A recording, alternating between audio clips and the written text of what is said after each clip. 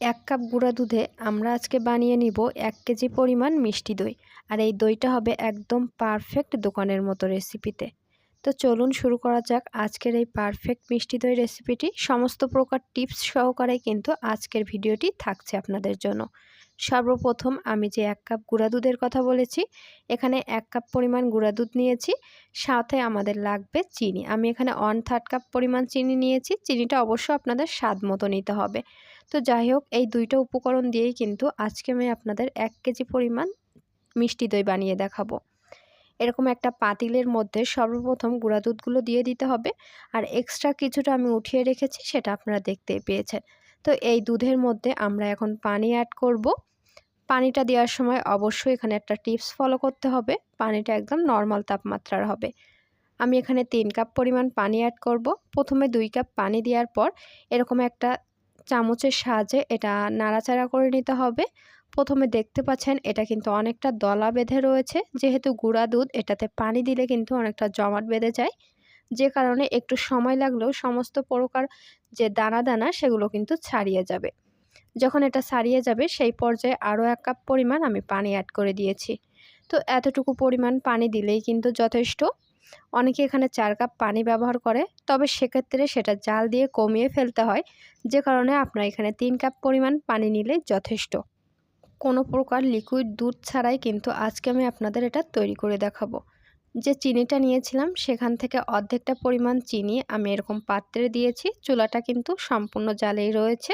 এখন এটা নাড়াচাড়া করে এর মধ্যে অল্প একটু পানি দিতে হবে। জাস্ট এটা আমরা কিন্তু এখন একটা ক্যারামেল তৈরি করে নেব। তো ক্যারামেল তৈরি করার জন্য দেখতে পাচ্ছেন এটা যখন ফুটতে শুরু করেছে সেই পর্যায়ে আমি একটু নাড়াচাড়া করব। এর ভিতরে কিন্তু এটা বেশি নাড়াচাড়ার দরকার নাই। এক পর্যায়ে দেখতে পাচ্ছেন যে এটার কিন্তু কালার চলে এসেছে। তো যখন কালার চলে আসবে সেই পর্যায়ে এখানে দুধ দিয়ে দিতে হবে।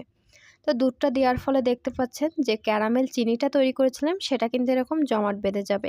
তো চিন্তার কোনো কারণ নেই, এটা কিন্তু জাল দিতে দিতেই গলে যাবে। তো আমি আপনাদের দেখানোর জন্য জাস্ট এতটুকু অংশ কোনো প্রকার আমি আগের থেকে আর দুধ দিলাম না। এখন এটাই দেখতে পাচ্ছেন নাড়াচাড়া করতে করতে চিনির যে ক্যারামেল সেটা কিন্তু গলতে শুরু করেছে। এক পর্যায়ে এটা সম্পূর্ণই কিন্তু গলে যাবে। তো অনেকে ভয় পান যে ক্যারামেল তৈরি করে নিব, দইয়ের কালারটা আসবে, কিন্তু যে চিনির এই যে দলাটে ভাব সেটা আমি কিভাবে সরাবো। তো এই যে এটা কিন্তু নাড়াচাড়া করতে করতেই চলে যায়। তো বাকি যে দুধটুকু ছিল সেটাও এর মধ্যে দিয়ে দিলাম। এবার দুধটা আমি নিচের থেকে একটু নাড়াচাড়া করে দিচ্ছি, কারণ দুধটা কিন্তু যথেষ্ট পরিমাণ ঘন রয়েছে, নিচে থেকে লেগে যেতে পারে। চুলার জালটা আমি সম্পূর্ণ হাইতেই রেখেছি। এক পর্যায়ে এটা যখন ফুটতে শুরু করবে সেই পর্যায়ে কিছুক্ষণ পর পর এটা কিন্তু নেড়ে দিতে হবে। নাড়াচাড়া না করলে উপর থেকে সর পড়ে যেতে পারে এবং নিচের থেকেও কিছুটা ঘন কড়াইয়ের সাথে লেগে যেতে পারে। আর এই যে আমরা ক্যারামেলটা তৈরি করে নিই, এ কারণেই কিন্তু সম্পূর্ণ একটা সুন্দর কালার চলে আসে। এই পর্যায়ে বাকি যে চিনিটুকু ছিল সেটুকুই অ্যাড করেছি। তবে আপনাদের চিনির পরিমাণটা আপনারা কেমন পরিমাণে মিষ্টি দই খেতে চান সেটার উপর নির্ভর করে দেবেন। জাস্ট চিনিটা দেওয়ার পর আমি দেখতে পাচ্ছেন অনবরতই কিন্তু এটা নাড়াচাড়া করছি। আর কড়াইয়ের এক কিনার দিয়ে এটা কিন্তু অনেক ঘন একটা সর মতো পড়তেছে। এটাও কিন্তু চামচের সাহায্যে নাড়াচাড়া করে দুধের সাথে মিশিয়ে দিব। আর এক্সট্রা যে দুধটুকু আমি উঠিয়ে রেখেছিলাম সেটার মধ্যেও একটুখানি পানি দিয়ে এটা গুলে আমি দুধের ভিতরে দিয়ে দিয়েছি। কারণ এই পর্যায়ে দুধটাকে আরেকটু ঘন করার জন্য ওই জাস্ট যে গুঁড়া দুধটুকু রেখেছি সেই ঘন পরিমাণটা এখানে দিলেই কিন্তু দুধটা ঘন হয়ে আসবে। এভাবে দুধটা যখন ফুটতে থাকবে সেই পর্যায়ে আমি 2 মিনিটের মতো জাল দিয়ে নিব। তবে আমার কাছে এখন মনে হয়েছে মিষ্টিটা একটু কম, যে কারণে আমি আমার স্বাদ মতো আরেকটু মিষ্টি বাড়িয়ে দিয়েছি। আপনারা চাইলে কিন্তু মিষ্টিটা কম করতে পারেন অথবা বাড়িয়ে দিতে পারেন, সেটা সম্পূর্ণ আপনাদের টেস্টের উপর নির্ভর করবে। চিনিটা দেওয়ার পর আমি এটাকে অনবরত নাড়াচাড়া করব। আর কিনারে যে সরসর ভাব রয়েছে সেটা সম্পূর্ণ একটা চামচের সাহায্যে নাড়াচাড়া করে দুধের সাথে মিশিয়ে দিব। তাহলে যখন আমরা এটা দই বসাবো তারপরে গালে কিন্তু একটা সরসর মতো আসবে, যেটা খাওয়ার সময় অনেক ভালো লাগে। তো এই পর্যায়ে দেখতে পাচ্ছেন আমি আরও 30 থেকে 40 সেকেন্ডের মতো চুলাটা জ্বালিয়ে রাখবো। তারপরে কিন্তু চুলাটা অফ করে দিব।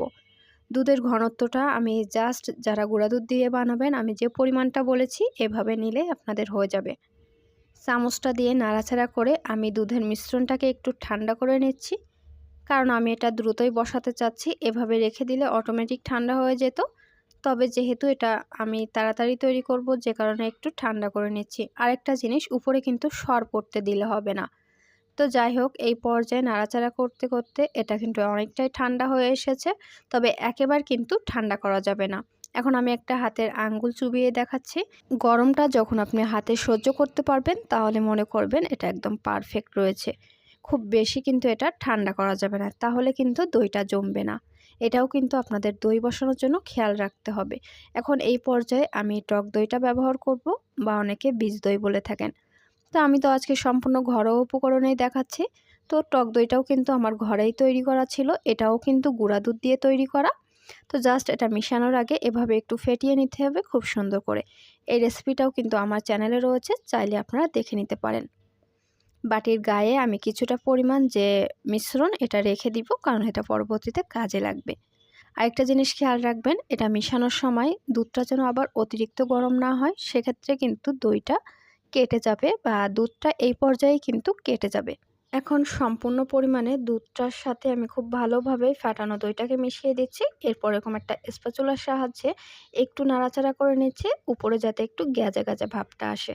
তো এই পর্যায়ে নাড়াচাড়া করার সময় খেয়াল রাখবেন দুধটা যেন না আবার ঠান্ডা হয়ে আসে বেশি, তাহলে কিন্তু দইটা বসবে না। এসব ছোট ছোট টিপসগুলো কিন্তু অবশ্যই আপনাদের খেয়াল রাখতে হবে। তো উপরে যখন এরকম একটা ফেনা ফেনা গ্যাজা ভাব এসে যাবে, সেই পর্যায়ে আমি এটাকে নাড়ানো বন্ধ করে দিব। এটা এই পর্যায়ে রেখে দিয়ে এখন আমরা যে পাত্রে দইটা বসাবো সেটা রেডি করতে হবে। এই যে আমি দই বসাবো যে পাত্র, সেটা আপনাদের অবশ্যই চেনা চেনা লাগছে, কারণ এগুলো আমি বাজার থেকে দই কিনে এনেছিলাম। তো সেই পাত্রটাই আমি জমিয়ে রেখেছি, অর্থাৎ এটা আমি গুছিয়ে রেখেছি বাসায় দই বানানোর জন্য।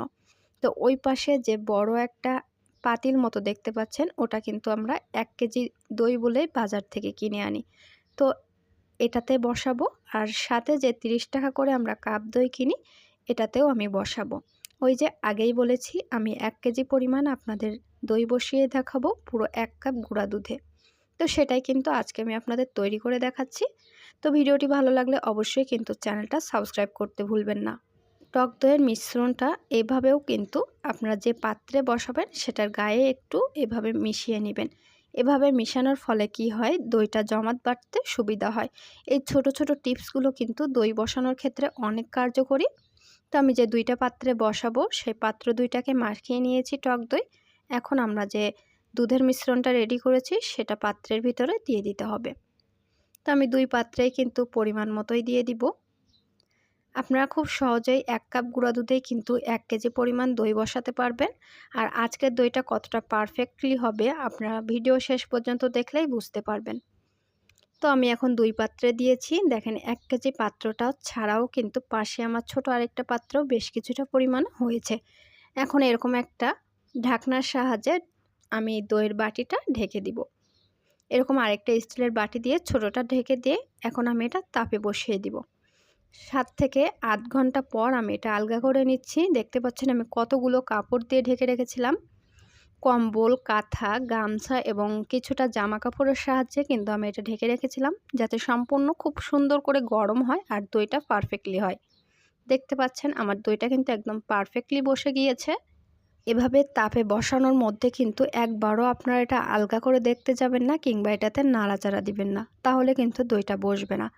আর খেয়াল রাখবেন দই বসানোর জায়গাটা কিন্তু খুব বেশি পরিমাণে গরম হয়, সে জিনিসটাও খেয়াল রাখতে পারেন। তো এই তো আমি দইটা এখন আপনাদের কেটে দেখাই। দেখতে পাচ্ছেন দইটা কত পারফেক্টলি জমেছে। আর এটা যে বাসায় তৈরি করা কেউ কিন্তু বুঝতেই পারবে না। আর এটা খেতে এত মজার হয়েছে যে আপনারা বাসায় তৈরি না করলে কিন্তু বুঝতেই পারবেন না। কোনো প্রকার বাজার থেকে আমি টক দই কিনে এনে এখানে বীজটা ব্যবহার করিনি। সম্পূর্ণটাই আমি বাড়িতে তৈরি করে আপনাদের দেখিয়ে দিয়েছি। এখন দেখতে পাচ্ছেন আমি এই চা চামচটার সাহায্যে কিছুটা পরিমাণ দই কেটে নিয়েছি আরেকটা পাত্রে। আর অলরেডি কতটা পরিমাণে আমি খেয়ে ফেলেছি, কারণ ভিডিওটা আমি যখন চালু করেছি তখনই দইটা কেটেছি। তবে দইটা দেখে না খেয়ে আর থাকাই যায়নি। তো যাই হোক, এই পাত্রের সম্পূর্ণ দইটা নিয়েছি। দেখুন কত পারফেক্টলি দইটা জমেছে। আর এই যে বললাম ছোট ছোট টিপসগুলো ফলো করলে আপনারাও কিন্তু খুব সুন্দর করে পারফেক্টলি এই মিষ্টি দইটা বসিয়ে নিতে পারবেন। তো ভিডিওটি ভালো লাগলে ভিডিওটিতে কিন্তু লাইক দিতে ভুলবেন না। আর কোনো বিষয়ে প্রশ্ন থাকলে এই ভিডিওর কমেন্ট সেকশন অথবা আমাদের ফেসবুক পেজ রয়েছে, সেখানে জানাতে পারেন। দইটা আগেই খাওয়া হয়েছে, যে কারণে ভিডিওতে আর দেখানো হলো না।